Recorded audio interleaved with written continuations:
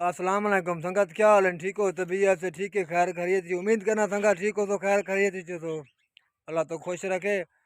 संगत तुसा दे पे YouTube channel ढोल सराय की विलाग साले चैनल ना ढोल सराय की विलाग साले सब तो पहले साले चैनल को सब्सक्राइब कर गिन तो क्योंकि आने वाली वीडियो सारी तले नाल आसानियां पहुंची बने साले हम हफ्ता बने तो असा जुलते पे खैर हम मुल्तान आज दा विलोग साला मुल्तान दा टूर है।